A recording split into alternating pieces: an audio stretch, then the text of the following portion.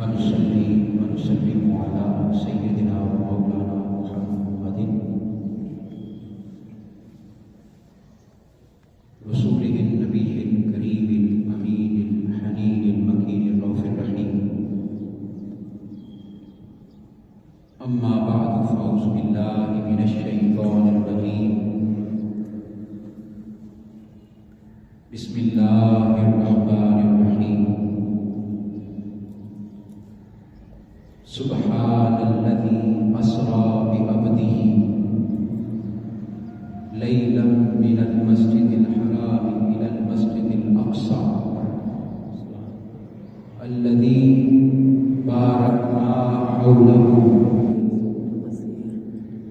صدق اللہ مولانا العظیم. میں اپنی گفتگو کا آغاز قرآن مجید کی سورہ بنی اسرائیل کی پہلی آیت مبارکہ سے کرنا چاہتا ہوں. اس میں اللہ رب العزت نے ارشاد فرمایا سبحان الذی اسری بعبدہ، پاک ہے وہ ذات، طاقتور ہے وہ ذات.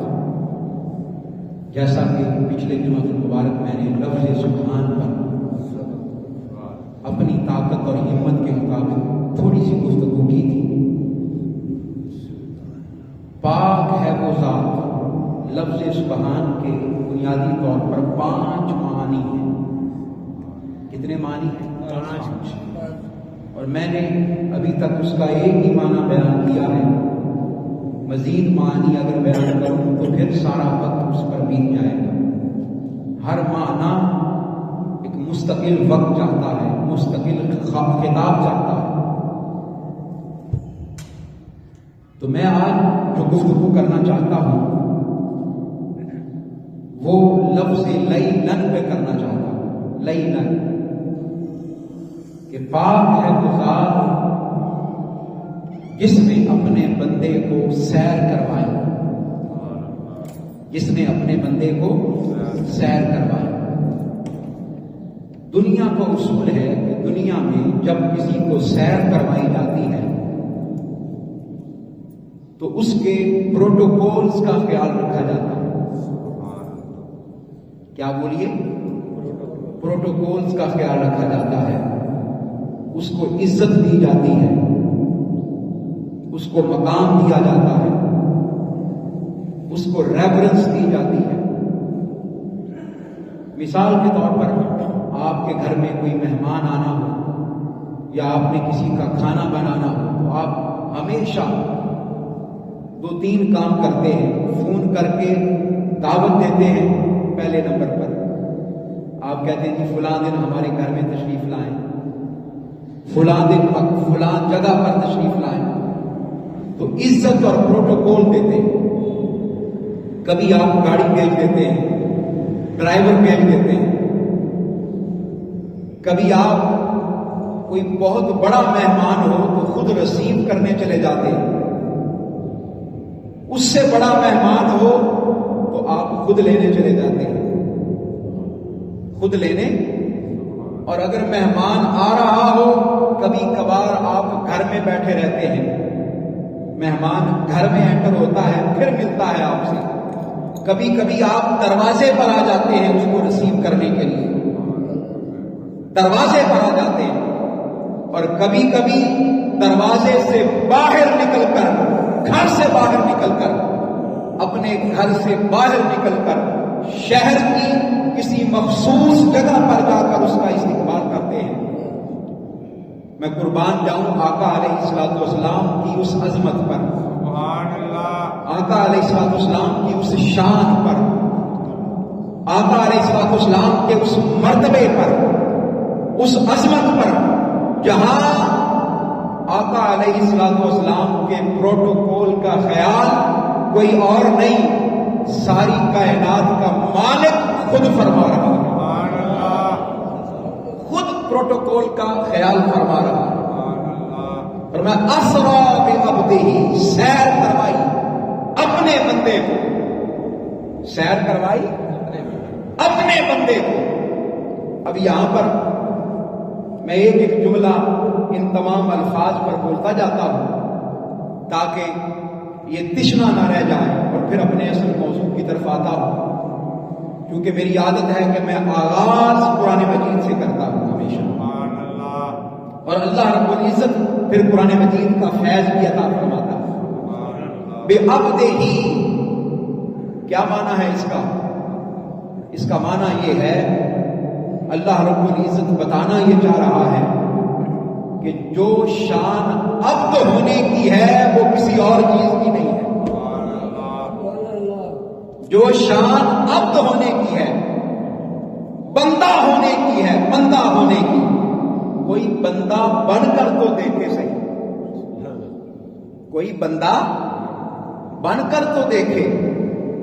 آقا علیہ السلام کی شان رسالت بھی اپنی جگہ، آقا علیہ السلام کی شان نبوت بھی اپنی جگہ، آقا علیہ السلام کی شان و عظمت بھی اپنی جگہ، آقا علیہ السلام کی شان حبیبیت بھی اپنی جگہ، آقا علیہ السلام کی شان محبوبیت بھی اپنی جگہ، یہ ساری شانیں اپنی جگہ، لیکن فرمایا محبوب جو مزہ تیرے بندہ ہونے میں ہے اور میرے معبود ہونے میں ہے وہ مزہ کسی اور چیز میں نہیں ہے،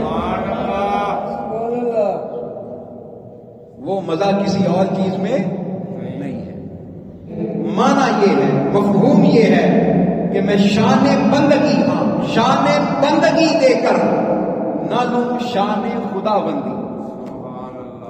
جو مزہ بندہ ہونے میں ہے، جو مزہ عبد ہونے میں ہے، جو مزہ غلام ہونے میں ہے، جو مزہ اپنی جبین اس کی بارگاہ میں جھکانے میں ہے، جو مزہ اس کے حضور سجدہ کرنے میں ہے، جو مزہ اس کے حضور جھکنے میں ہے، وہ مزہ فرشتہ ہونے میں بھی نہیں ہے،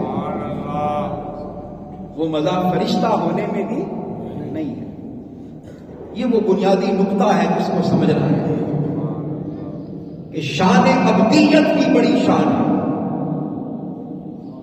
تو اللہ رب العزت نے جو یہاں پر آقا علیہ السلام کا تعارف کروایا وہ فرمایا کہ عبدہ ہی، کہ اس نے اپنے بندے کو سیر کروائی۔ کب کروائی؟ لیلن۔ اب لیلن کا جو لفظ ہے یہ آپ علماء سے پوچھئے، لیلن اس کا معنی ساری رات نہیں ہے، اس کا معنی ساری رات بولیے نہیں ہے۔ لیلن کے اوپر چونکہ تنوین آ گئی ہے، تنوین، دو زبریں آ گئی، دو زبریں آ گئی، لیلن۔ جا کر قرآن مجید کھولیے گا اور قرآن مجید کے اس مقام کو پڑھیے گا۔ لیلن جہاں تنوین آ جائے، جہاں دو زبریں آ جائیں، دو زیریں آ جائیں، جہاں دو پیش آ جائیں، اس کا معنی عمومیت کا آتا ہے، خصوص کا نہیں آتا۔ معنی یہ ہے ساری رات میں نہیں، رات کے تھوڑے سے حصے میں، رات کے تھوڑے سے حصے میں، چند لمحوں میں اللہ رب العزت نے رات کے چند پہروں میں، اب اس کی تفصیل میں آگے اب بیان کرنا چاہوں گا، یہاں سے میرا اصل موضوع شروع ہوتا ہے۔ چند لمحوں میں، چند ثانیوں میں، چند سیکنڈز میں اللہ رب العزت نے اپنے بندے کو سیر کروائی۔ یہ کیسے ممکن ہے؟ یہ بات کی سمجھ نہیں آتی، کیونکہ عقل میں بات نہیں آتی، لہذا ہم چیز کا ہی انکار کر دیتے ہیں۔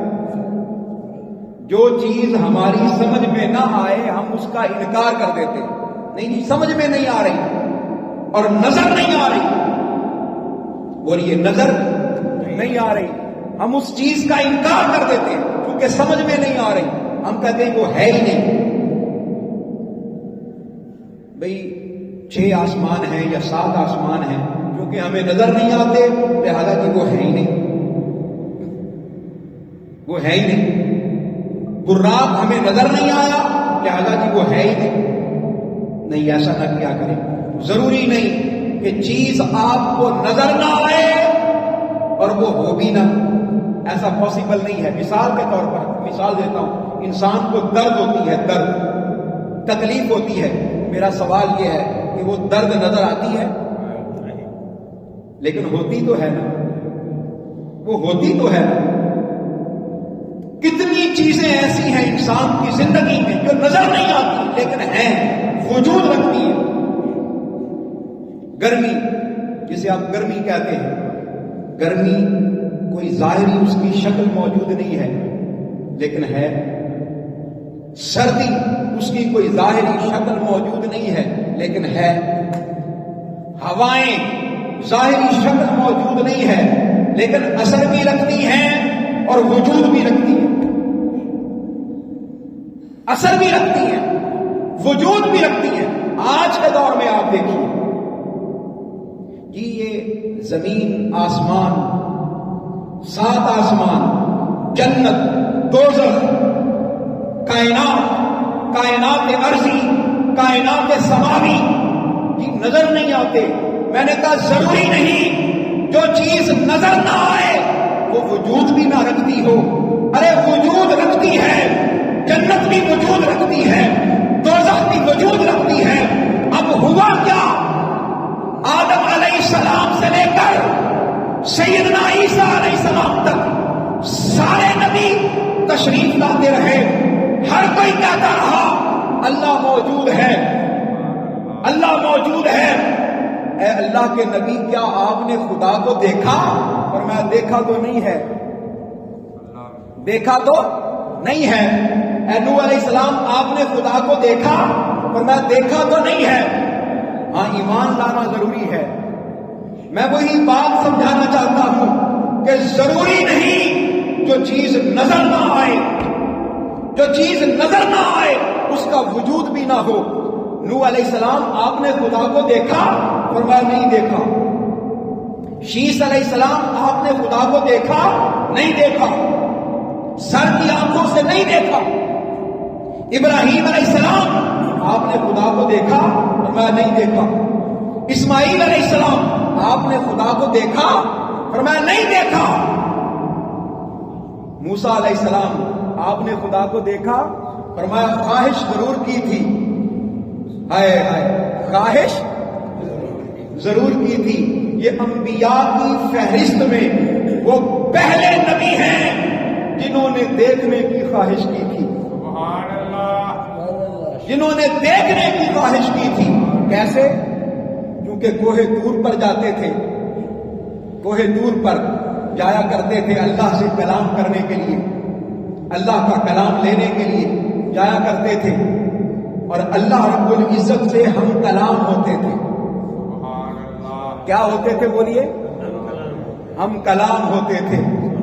جب اللہ کا پیارا پیارا، میٹھا میٹھا، سوہنا سوہنا کلام سنا، براہ راست ان کے کلام ہوتا تھا. سیدنا جبریل امین کے وسیلے کے بغیر،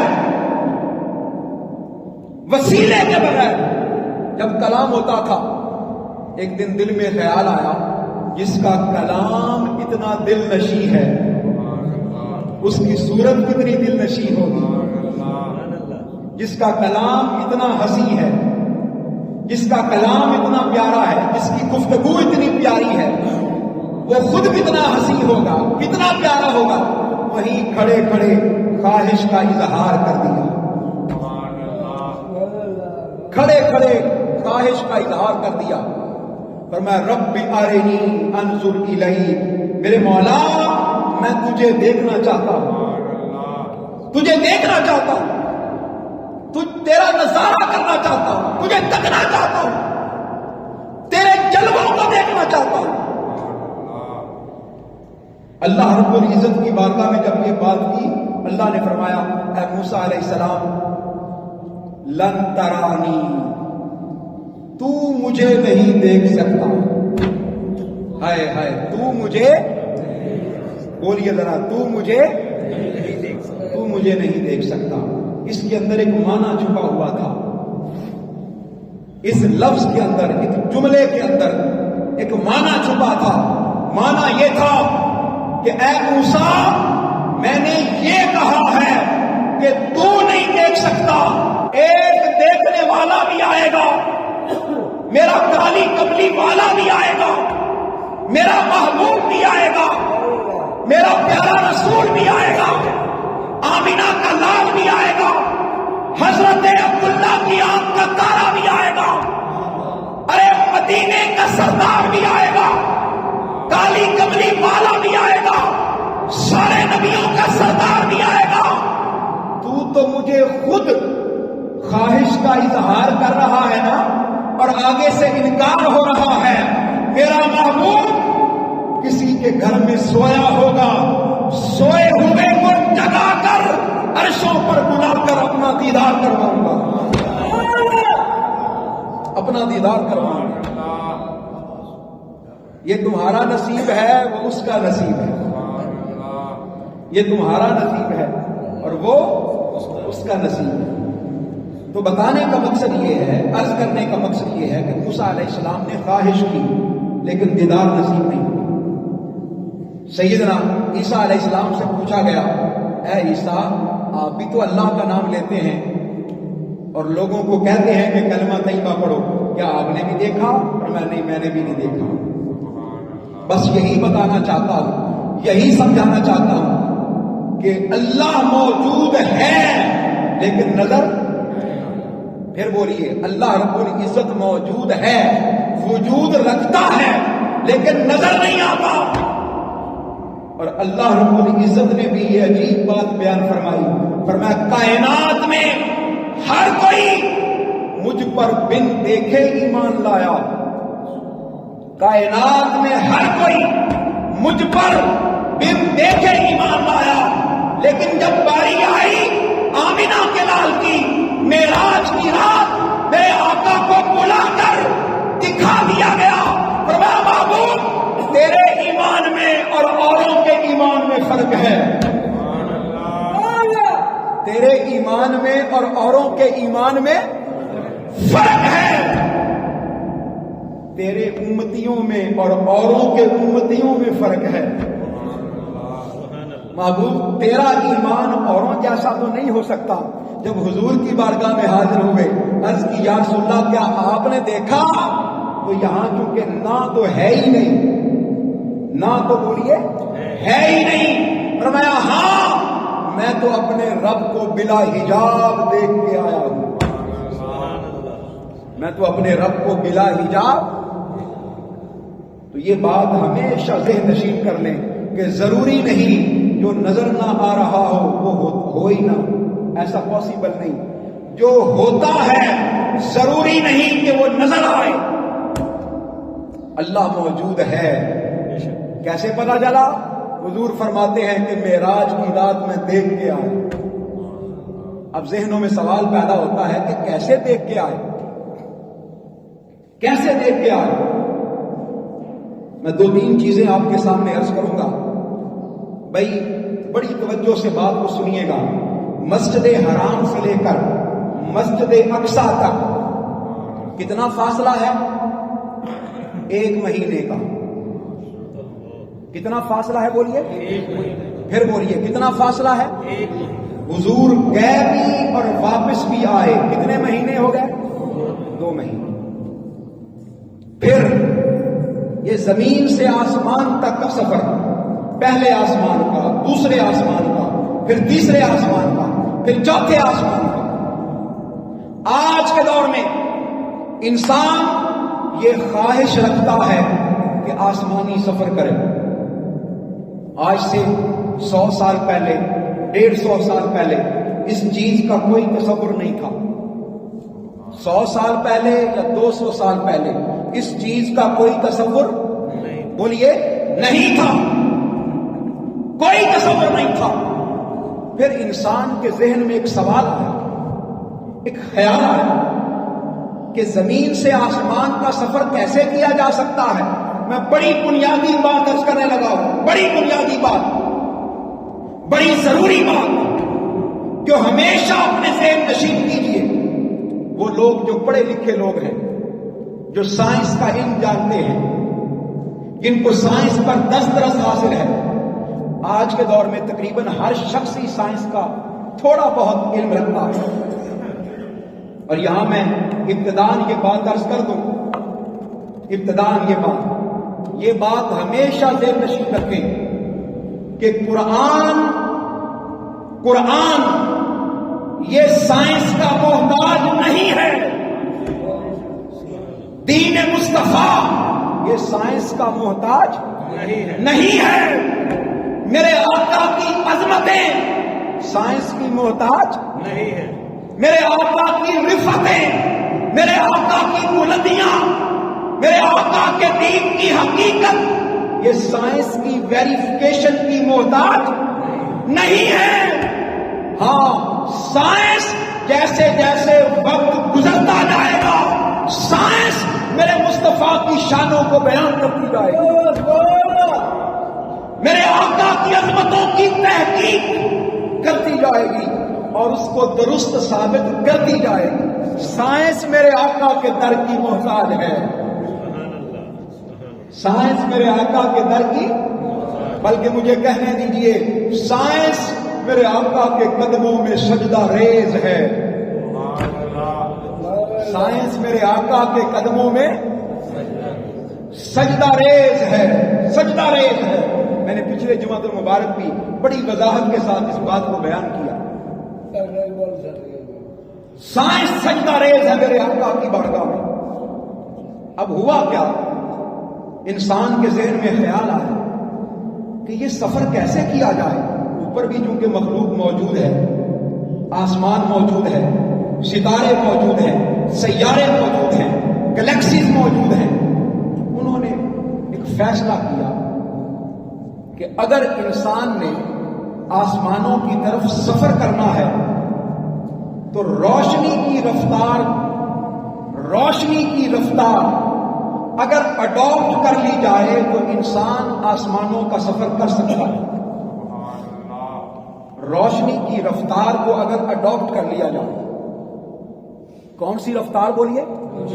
روشنی کی رفتار، دا اسپیڈ آف لائٹ. اس کو اگر اڈاپٹ کر لیا جائے تو پھر انسان آسمانوں کا سفر کر سکتا ہے. اب ذہنوں میں سوال پیدا ہوتا ہے کہ یہ روشنی کی رفتار ہے کیا؟ روشنی کی رفتار ہے کیا؟ تو روشنی کی رفتار سن لیں. سورج جب نکلتا ہے اور وہاں روشنی کی پہلی کرن جب زمین کی طرف سفر کرتی ہے تو 1,86,250 میل پر سیکنڈ کی رفتار سے روشنی سفر کرتی ہے. میں پھر گننا چاہوں گا آپ کے ذہن کے بند دریچے کھولنا چاہوں گا، بند دریچے کھولنا چاہتا ہوں. آج کے دور میں دین اسلام منطق پڑھا کر پیش کرنے کی ضرورت نہیں ہے. کبھی ایک زمانہ تھا جب منطق پیش کی جاتی تھی، کبھی ایک زمانہ تھا جب فلسفہ پیش کیا جاتا تھا، کبھی ایک زمانہ تھا جب دوسرے علوم کا سہارا لیا جاتا تھا. آج اگر ہم نے لوگوں تک دین پہنچانا ہے تو منطق اور فلسفے کا سہارا لے کر نہیں پہنچانا. آج دین ہم نے سائنس کا سہارا لے کر پہنچانا ہے. سائنس کو سواری بنا کر پیش کرنا. تو 1,86,000 میل، یہ تقریباً 3 لاکھ کلومیٹر بنتے ہیں. کتنے بولیے؟ 3 لاکھ کلومیٹر. یہ جو سورج کی روشنی ہم تک پہنچتی ہے، ایک کرن پہنچتی ہے، ایک کرن. یہ یوں سمجھ لیجیے جب وہاں سے چلتی ہے، وہاں سے سورج سے جب چلتی ہے یہ روشنی، یہ تقریباً 8 منٹ میں ہمارے پاس پہنچتی ہے. یہ بڑی اہم بات ہے، سمجھنے والی بات ہے. کتنے منٹ میں بولیے؟ پھر بولیے کتنے منٹ میں؟ 8 منٹ. یہ لائٹ ہے، مثال کے طور پر لائٹ جل رہی ہے بلبوں میں. یہ کیسے؟ اس کی بھی ایک سپیڈ ہے.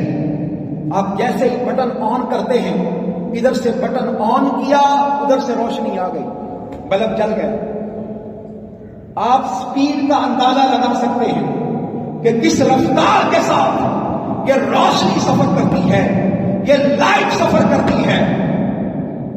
اور یہ روشنی کتنا سفر کرتی ہے جب اس نے آسمانوں کی طرف سفر کرنا ہو.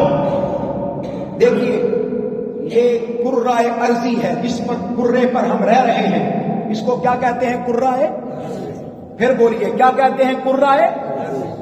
بھئی یہ جملہ میرے ساتھ دہرائیے تاکہ میں بات سمجھا سکوں. ہم جس زمین پر رہتے ہیں اس کو کہتے ہیں کرۂ ارضی. جب ہم کرۂ ارضی سے بلند ہوتے ہیں تو اس کے بعد اگلا کرہ آتا ہے، اس کو کہتے ہیں کرۂ ہوائی. وہاں پر صرف ہوا ہے، صرف ہوا ہے. اور اوپر جائیں پھر آتا ہے کرۂ خلائی. خلا آ جاتا ہے، وہاں ہوا بھی ختم ہو جاتی ہے. کوئی اگر کرۂ ارضی سے نکلنا چاہے، سائنسدانوں نے تحقیق کی. پھر کیا کی؟ تحقیق کی کہ کیسے یہاں سے نکلا جائے، کیونکہ کشش ثقل بھی موجود ہے، گریوٹی بھی موجود ہے، گریویٹیشنل پاورز بھی موجود ہیں، گریویٹیشنل فورسز بھی موجود ہیں.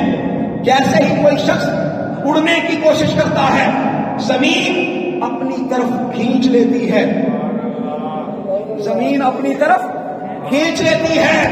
تحقیق کرتے رہے، ریسرچ کرتے رہے، بالآخر اس نتیجے پر پہنچے کہ اگر کوئی کرۂ ارضی سے نکلنا چاہے تو ایک خاص رفتار سے اڑے گا تو کرۂ ارضی سے نکل جائے گا.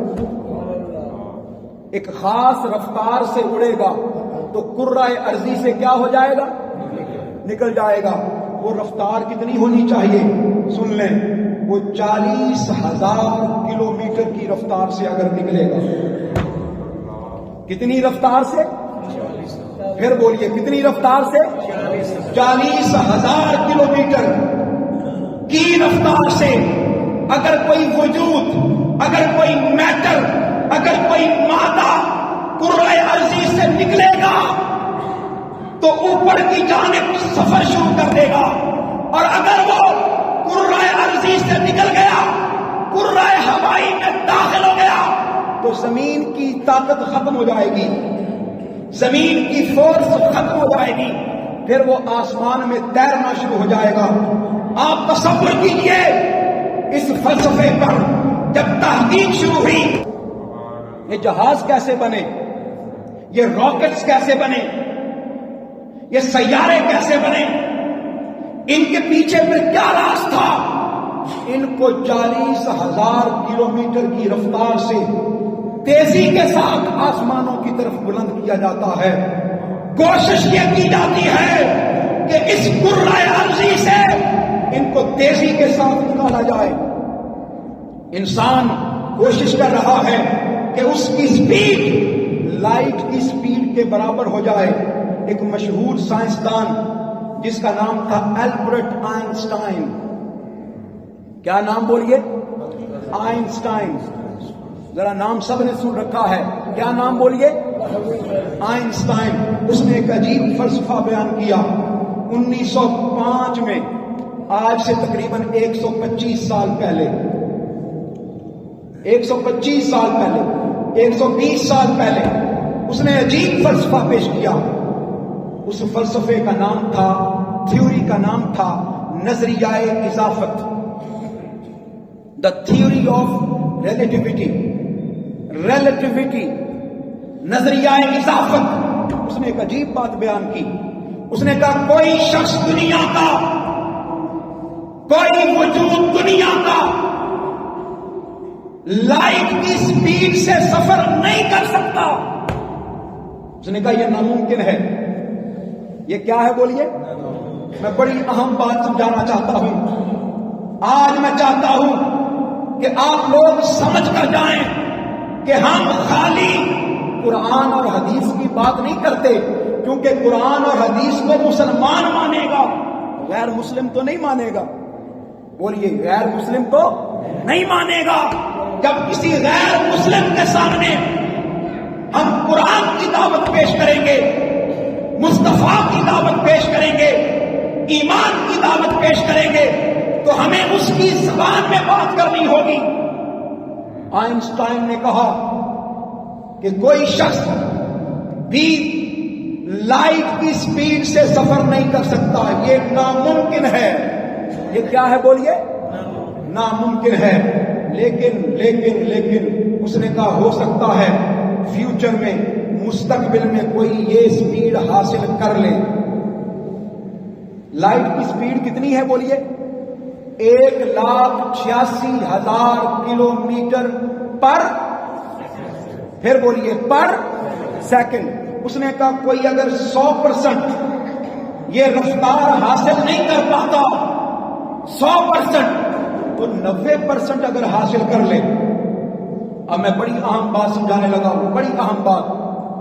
کوئی اس نے کہا کوئی 90% لائٹ کی سپیڈ حاصل کر لے تو پھر کیا ہوگا؟ اس نے کہا 2 کام ہوں گے، 2 کام۔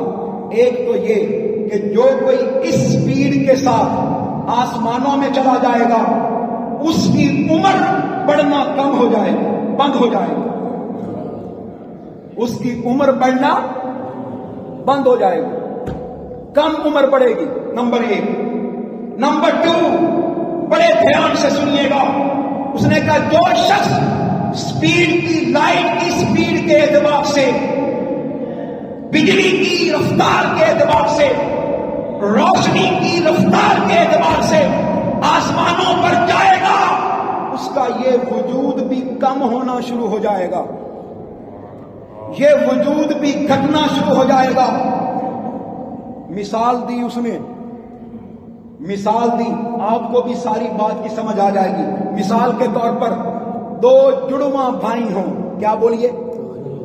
جڑواں بھائی، جڑواں بھائی ایک ہی ماں سے پیدا ہوئے، دونوں کی عمر 20 سال، دونوں کی عمر 20 سال۔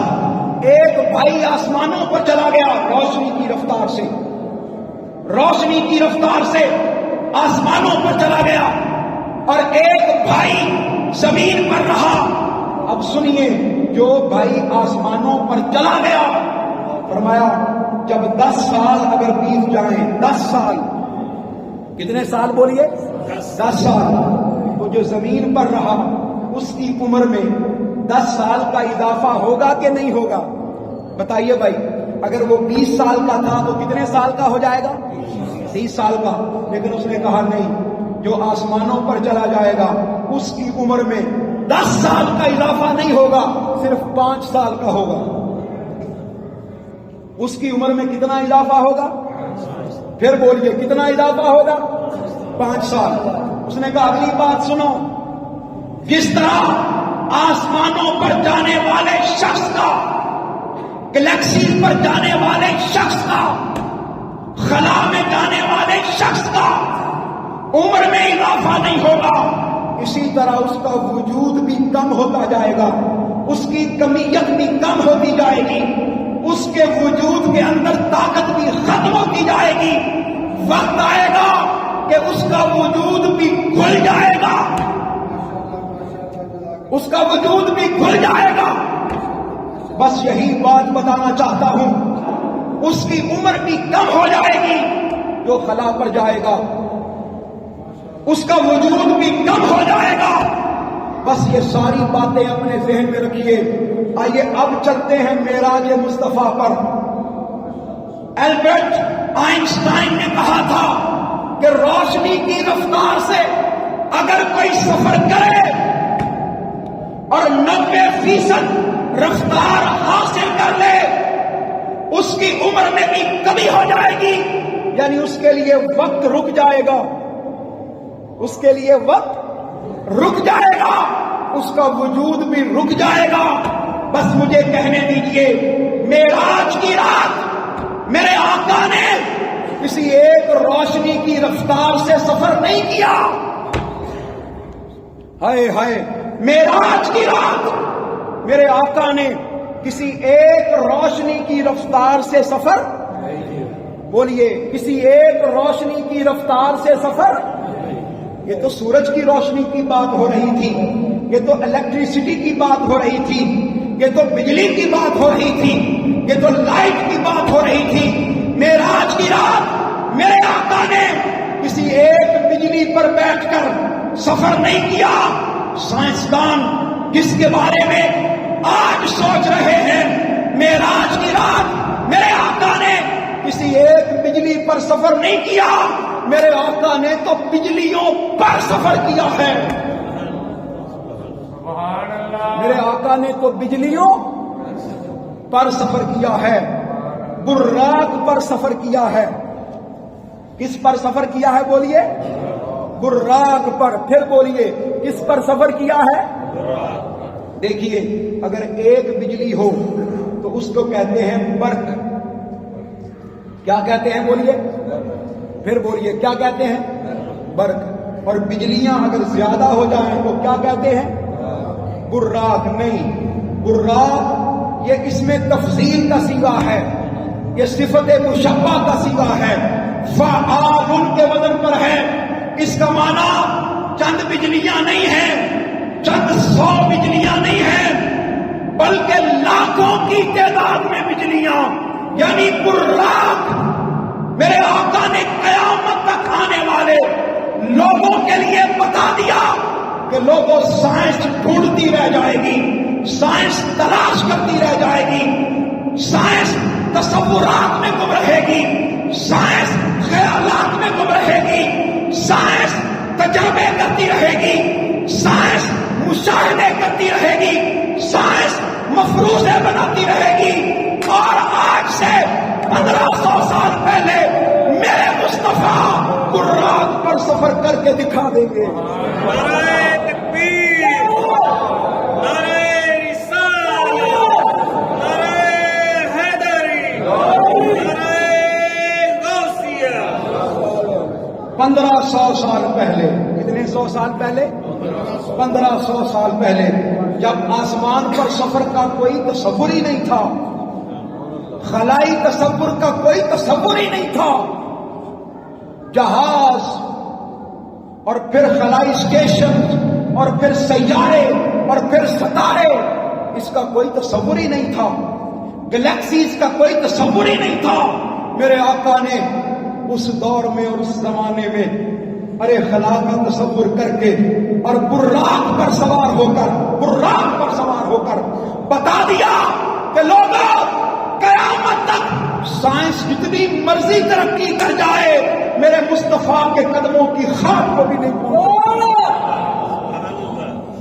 میرے آقا کے قدموں کی خاک کو بھی نہیں پہنچ سکتی، میرے آقا کے قدموں کی گرد کو بھی نہیں پہنچ سکتی.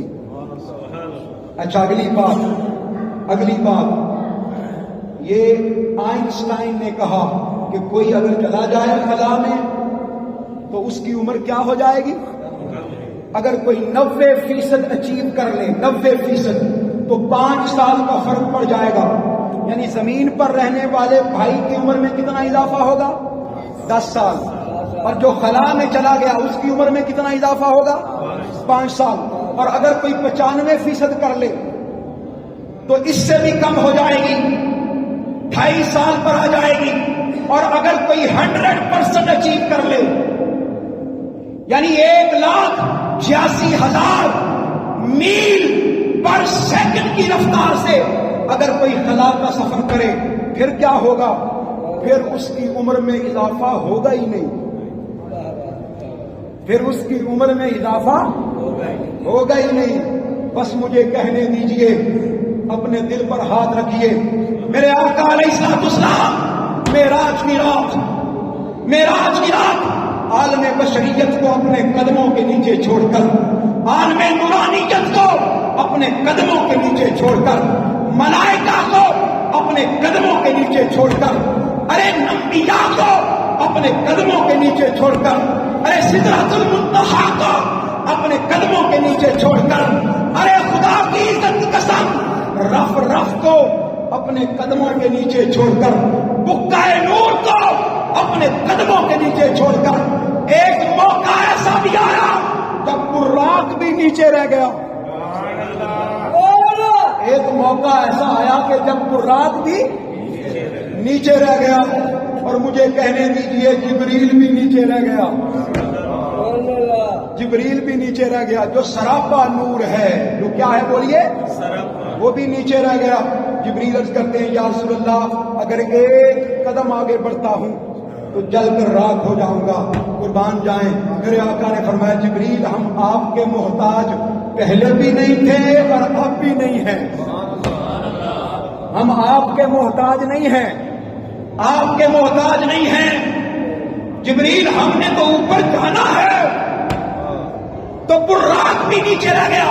پھر نئی سواری آ گئی، رف رف، حضور اس پر سوار ہوئے، اس کی سپیڈ اس سے بھی زیادہ تھی، بلکہ میں تحقیق پڑھ رہا تھا کہ آج اگر کوئی آسمانوں کا سفر کرنا چاہے اور 7 آسمانوں کا سفر کرنا چاہے، اگر کوئی کرنا چاہے تو کتنے سال لگیں گے؟ 3500 سال۔ کتنے بولیے؟ پھر بولیے کتنے 100 سال؟ ہائے ہائے، میں قربان جاؤں اپنے آقا پر۔ آقا علیہ السلام رف رف کو بھی نیچے چھوڑ دیا، براق کو بھی نیچے چھوڑ دیا۔ ارے پھر ایک پکا نور آ گیا جس نے حضور کو اپنی آغوش میں لے لیا۔ پھر ایک وقت آیا کہ براق بھی نیچے تھا، سبکہ نور بھی نیچے تھا، رف رف بھی نیچے تھا۔ یا خدا تھا یا مصطفیٰ تھے، یا خدا تھا یا مصطفیٰ تھے۔ بلند ہوئے، بلند ہوئے اور بلند ہوئے۔ ثم دنا، پہلے یہ قریب ہوا، فتد اللہ، پھر وہ قریب ہوا۔ ہائے ہائے، اب تو رک جا، ہائے ہائے، اب تو رک جا۔ ندیم سلطانی صاحب، عجیب بات ہے، میں نے حدیث مبارکہ پڑھی ہے، آقا علیہ السلام فرماتے ہیں جب میں اکیلا رہ گیا نا اور سفر کرتا رہا، اچانک مجھے آواز آئی، قف یا محمد ان ربک یصلی۔ اے پیارے محبوب اب ذرا آپ رک جائیں، قف، آپ رک جائیں، آپ کا رب آپ پر درود پڑھ رہا ہے۔ آپ کا رب آپ پر کیا پڑھ رہا ہے؟ اچھا، میرا یہ سوال ہے، پڑھے لکھے لوگ بیٹھے ہیں، سیانے لوگ بیٹھے ہیں، جب آقا علیہ السلام مسجد حرام سے نکلے تھے کیا تب رب درود نہیں پڑھ رہا تھا؟ بولیے بھائی، پڑھ رہا تھا۔ جب مسجد اقصی پہنچے تب درود نہیں پڑھ رہا تھا؟ پڑھ رہا تھا۔ جب مسجد اقصی سے اوپر پہلا آسمان، درود نہیں پڑھ رہا تھا؟ پڑھ رہا تھا۔ دوسرے آسمان پر بھی پڑھ رہا تھا۔ ارے بلکہ مجھے تو کہنے دیجئے، کوئی لمحہ ایسا نہیں ہے جب رب اپنے مصطفیٰ پر درود نہیں پڑھتا، ہر لمحہ درود پڑھتا ہے۔ تو اب روک کر کون سا درود پڑھا جا رہا ہے؟ روک کر کون سا درود پڑھا جا رہا ہے؟ مجھے کہنے دیجئے، درود ہر جگہ درود مانا نہیں ہوتا۔ صلی یصلی کا معنی ہر جگہ درود نہیں ہوتا۔ یصلی کا معنی نماز بھی ہوتا ہے، یصلی کا معنی درود بھی ہوتا ہے، یصلی کا معنی صلات کا معنی دعا بھی ہوتا ہے۔ اور آئیے بتانا چاہتا ہوں، صلی یصلی اس کا ایک معنی قریب کرنا بھی ہوتا ہے اور ایک معنی قریب ہونا بھی ہوتا ہے۔ اس کا معنی یہ ہے، محبوب اتنا سفر تو طے کر کے آیا ہے، زمین و آسمان کو اپنے قدموں کے نیچے چھوڑ کر تو آیا ہے، ملائکہ کو قدموں کے نیچے چھوڑ کر تو آیا ہے، براق کو قدموں کے نیچے چھوڑ کر تو آیا ہے۔ محبوب اب تو رک جا، اب تیرا رب تیرے قریب ہوتا ہے۔ ہائے ہائے، اب محبوب تو رک جا، اب تیرا رب تیرے قریب ہوتا ہے، اب تیرا رب تیرے قریب ہوتا ہے۔ میرے آقا علیہ السلام فرماتے ہیں کہ میں قریب ہوا، حضور گئے بھی اور پھر واپس بھی آئے۔ میرے آقا، کیونکہ وقت ختم ہو گیا، میں بات کو بڑے سہل انداز میں سمجھانا چاہتا ہوں۔ حضور گئے بھی اور واپس بھی آئے، حضور کا جانا بھی کمال ہے، میرے آقا کا جانا بھی کمال ہے، اور یہ بات ذہن نشین رکھیے، جہاں میرے مصطفیٰ کا جانا کمال ہے، واپس آنا اس سے بڑا کمال ہے۔ واپس آنا اس سے، اس لیے کہ محبوب کے پاس جا کر واپس آیا نہیں جاتا، محبوب کے پاس جا کر واپس آیا نہیں جاتا۔ کسی محبت کرنے والے سے پوچھیں، کسی محبت کرنے والے سے پوچھیں، کسی تعلق والے سے پوچھیں کہ جب محبوب کی بارگاہ مل جاتی ہے، اس بارگاہ سے واپس آنے کو دل نہیں کرتا۔ قربان جاؤں، میرے مصطفیٰ نے تو محبوب کی بارگاہ میں بھی امت کو یاد رکھا، محبوب کی بارگاہ میں بھی امت کو کیا رکھا؟ گئے بھی، واپس بھی آئے۔ جب واپس آئے تو دروازے کی کنڈی ہل رہی تھی، مجھے کہنے دیجئے، دروازے کی کنڈی ہل رہی تھی۔ میرے آقا کا بستر انور اسی طرح گرم تھا جیسے چھوڑ کر گئے تھے۔ میرے آقا علیہ الصلوۃ والسلام کے وضو کا پانی واپس آئے تو بہ رہا تھا۔ ذہنوں میں سوال پیدا ہوتا ہے، کیسے؟ معجزہ میں مانوں گا، معجزہ آپ مانیں گے، سائنسدان معجزہ نہیں مانے گا، سائنسدان قرآن نہیں مانے گا، سائنسدان اس بات کو تسلیم نہیں کرے گا کہ رات کے تھوڑے سے حصے میں حضور چلے کیسے گئے، 3500 سال کا سفر کیسے طے ہوا؟ اور یہ 3500 سال تو وہ ہیں جو آسمانوں تک کا سفر ہے۔ میرے مصطفیٰ نے جنت کی سیر بھی کی، میرے مصطفیٰ کو دوزخ کا مشاہدہ بھی کروایا گیا، میرے آقا علیہ الصلوۃ والسلام نے ملائکہ سے بات بھی کی، میرے آقا علیہ الصلوۃ والسلام نے نمازیں بھی پڑھائیں، میرے آقا علیہ الصلوۃ والسلام نے انبیاء سے گفتگو بھی کی۔ ارے یہ ساری باتیں ملائیں، سفر کا اندازہ نہیں ہو رہا، وقت کا اندازہ نہیں ہو رہا، ٹائم کا اندازہ نہیں ہو رہا، اسپیس کا اندازہ نہیں ہو رہا۔ مولا، یہ اندازہ تو وہ ہے جو ہم نے لگایا، تیرا محبوب تیری بارگاہ میں کتنا رہا نہ میں جانتا ہوں نہ آپ جانتے ہیں، بلکہ ابو بکر بھی نہیں جانتے، عمر فاروق بھی نہیں جانتے، عثمان و علی بھی نہیں جانتے، یا مصطفیٰ جانتے ہیں یا مصطفیٰ کا خدا جانتا ہے۔ یا رسول اللہ، یہ کیسے ممکن ہے؟ کیسے ممکن ہے؟ بس لوگوں، ایسے ممکن ہے جیسے آج کے دور میں اگر کوئی ایک بجلی کی رفتار سے جائے، آج کوئی ایک بجلی کی رفتار سے جائے، ایک روشنی کی رفتار سے جائے، سپیڈ آف لائٹ کی اعتبار سے جائے، کوئی ایک شخص جائے، اس کی عمر بھی کم نہیں ہوتی، اس کی عمر بھی کم نہیں ہوتی، اس کا وجود بھی کم ہوتا ہے۔ قربان جاؤں، میرے آقا علیہ الصلوۃ والسلام جب گئے تو مصطفیٰ کی خاطر کائنات کے نظام کو روک دیا گیا، اس لیے کہ حضور اس کائنات کی جان ہے۔ وہ جو نہ تھے تو کچھ نہ تھا، وہ جو نہ ہو تو کچھ نہ ہو، جان ہے وہ جہان کی، جان ہے تو جہان ہے، جان ہے تو بولیے ذرا، جان ہے تو جہان ہے۔ جیسے میرے مصطفیٰ نکلے، کائنات کا نظام بند کر دیا گیا، کیونکہ جان کائنات مصطفیٰ کی ذات تھی، جان کائنات، بولیے، مجھے کہنے دیجئے، جان کائنات مصطفیٰ کی ذات تھی۔ آؤ بتاؤں، مصطفیٰ کی بھی کوئی جان ہے؟ میں اپنی گفتگو کو ختم کرنے جا رہا ہوں، اپنی گفتگو کو اختتام کی طرف لے جا رہا ہوں۔ لوگوں، کائنات کی جان مصطفیٰ کی ذات ہے، مجھے کہنے دیجئے، مصطفیٰ کی جان سیدنا امام حسین ہے۔ آج مولا حسین کا یوم ولادت ہے، ماشاءاللہ، یہ میسج لے کر جائیں، یہ پیغام لے کر جائیں، مدینہ مسجد سے پیغام لے کر جائیں۔ اگر کائنات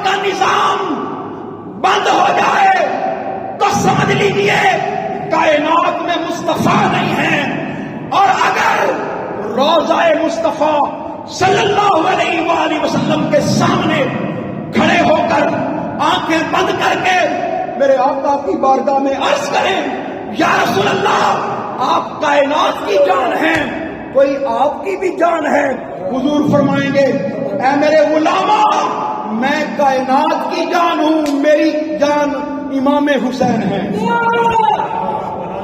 میری جان کون ہے بولیے؟ امام حسین۔ میری جان کون ہے بولیے؟ امام حسین۔ لوگوں آج ضرورت اس بات کی ہے، ضرورت اس بات کی ہے کہ جس طرح معراج کی رات میرے آقا اپنی منزل پر پہنچے، دیدار الہی نصیب ہوا، اسی طرح کربلا کے میدان میں حسین اپنی منزل تک پہنچے۔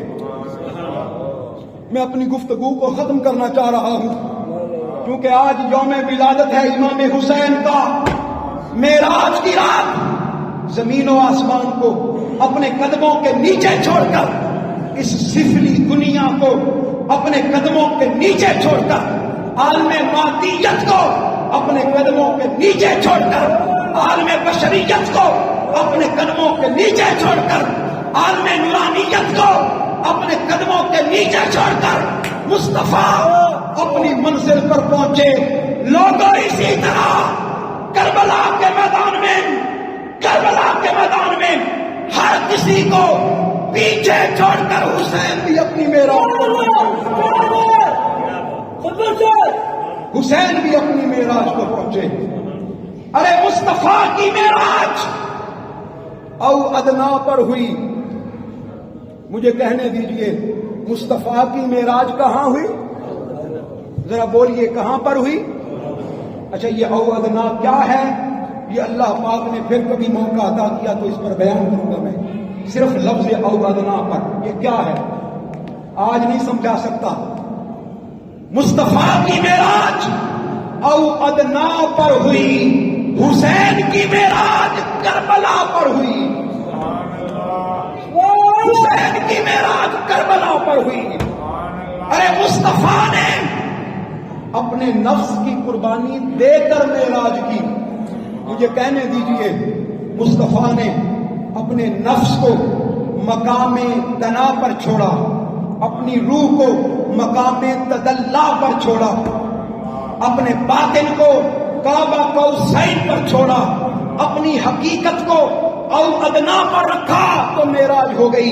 قربان جاؤ امام حسین نے اپنا سب کچھ مدینے میں چھوڑا، ہائے ہائے ہائے، اپنا سب کچھ مدینے میں چھوڑا، کچھ مکہ میں چھوڑا، کچھ کوفہ میں چھوڑا، اور مصطفیٰ کی طرح حسین اپنی حقیقت لے کر کربلا پہنچے، اپنی حقیقت لے کر کربلا پہنچے۔ ارے جب مصطفیٰ خدا کی بارگاہ میں پہنچے، اپنی امت لے کر پہنچے، مصطفیٰ جب خدا کی بارگاہ میں پہنچے تو کیا لے کر پہنچے؟ ذرا یہ جملہ سارے دوہرا دیں، کیا لے کر پہنچے؟ اپنی امت۔ مصطفیٰ جب خدا کے پاس پہنچے اپنی گناہگار امت لے کر پہنچے۔ ارے حسین جب کربلا میں پہنچے تو مصطفیٰ کی امت کا دین لے کر پہنچے۔ حضور نے امت کو بچایا، حسین نے دین کو بچایا، حسین نے دین کو بچایا۔